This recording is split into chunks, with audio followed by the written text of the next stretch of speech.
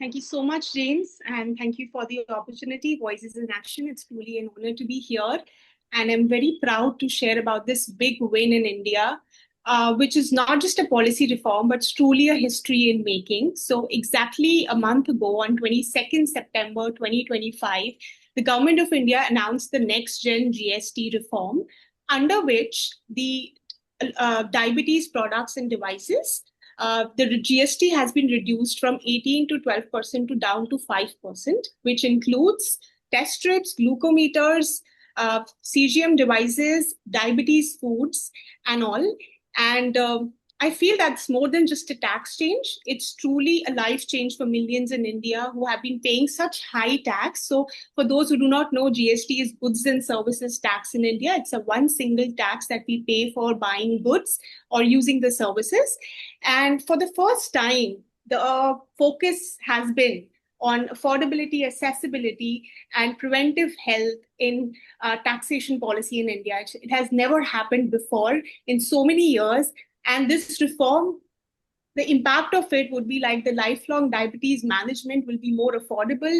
It will boost the health tech and medical device system. And most importantly, it will improve the adherence and outcomes of people who use these products on a daily basis. So from students who struggling to find sensors, from families and parents, who have to juggle between insulin and food bills, this is truly a breather from them.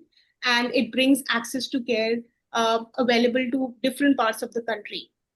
But it's important to share that and mention that this is not an overnight win.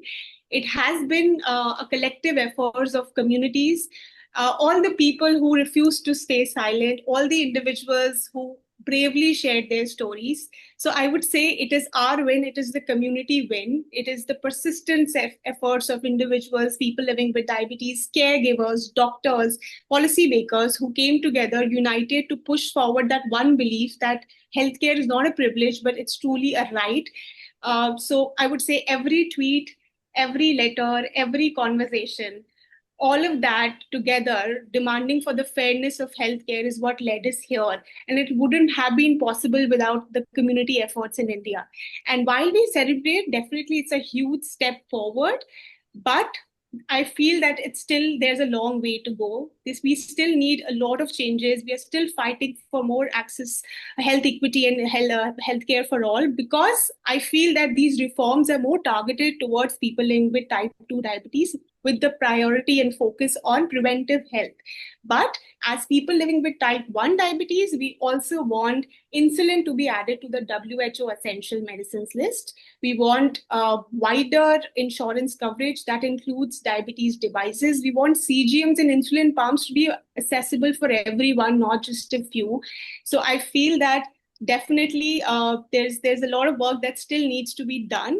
And I feel to make it successful, the implementation will be the key. We must ensure that the reforms are executed effectively, the benefits and the reduction in prices, it gets down to all the consumers who would be using these products, and especially to the grassroots where it is needed the most. So as advocates, I promise that we will continue to amplify, track, and ensure that the promise of affordability translates to real world access as well.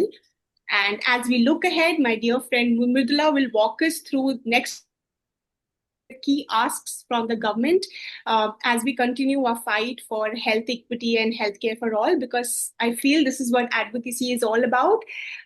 No one big win is not enough. Million small steps are needed that can ensure that the future, no one is left behind because of cost, stigma, or geography. So I think it's the path that we need to walk together, and all our efforts should be directed towards that. So over to you, Mridul. Thanks, Jyotsna. Next slide, please. So, 5 years ago, it started as a small, almost accidental conversation with MSF about access to insulin. And I didn't know then that this would grow into a movement. From that one discussion came the diabetes awareness movement in 2022, And a simple idea was that people living with type 1 diabetes in India deserve to live with dignity and not daily struggles. We brought voices together, like families, doctors, youth, advocates, people who had never been in the same room before. We began writing letters not just to the ministries, but also to the conscience of our nation. And in 2024, we wrote to the Essential Medical Devices Committee, also to WHO, and to the Finance Ministry. For what? First, to reduce or waive off the GST from CGMs, to include insulin analogs to support the movement started by T1 International, and to doctors and diabetes educators, they also taking the initiative to advocate for the T1D rights. And this year, September 2025, India took a step we had long been fighting for. Healthcare was promised to be more affordable with the GST reforms. But when we went back to our community and asked, do you feel the difference? Do you see any changes in the prices after and before GST reforms? And not a single person found any difference. For someone using insulin pens and sensors, the cost remains between rupees 7,000 to 12,000 a month, which is around 85 to $145 per month. And that is out of pocket. And for those who are on insulin pumps using a sensor, it's around Indian rupees 17,000 to 25,000 rupees, roughly, which comes up to 200 to $300 every single month. For many families, that's more than half their monthly income. So, yes, the reform is a win on the paper, but the real win will come when a mother no longer has to choose between insulin and their house rent. When a child with type 1 doesn't have to ration their glucose strips. And until then, our fight continues, not just for the policy, but for peace of mind. Next slide, please. And that's exactly why we are not stopping here. We are writing again, and this time directly to our national leaders, not as individuals, but as one united community that refuses to be invisible. Because when one person writes, it can be overlooked and it definitely goes into the spam folders, and it might not even go through the filters that the government emails have. But when hundreds of people living with type 1 diabetes, parents, doctors, advocates, they write all together, it becomes impossible to ignore. And we have received acknowledgement emails from the government side. And our message is very, very clear over here that we need first a national registry. So every person with type 1 diabetes is counted and cared for. Second, we need analog insulins included in the national essential medicine list and state essential medicine list. So life saving treatment isn't decided by income. Just to highlight, in India, health is a matter of state, and we have 29 different states, so each state has their own health policy. So we bringing all these 29 states, just like bringing all 29 countries together, is not easy, and that's why we are targeting the national leaders over here.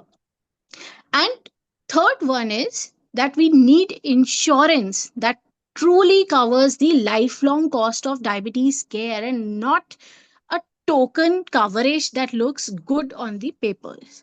And yes, these are not new demands. These are not at all new that we are asking for. They are the same three asks we have raised again and again.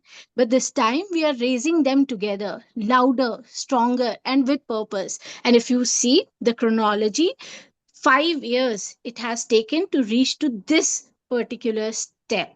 And because advocacy isn't about shouting, it's about persistence. So, about reminding those in power that we are still here, still fighting, and still hopeful.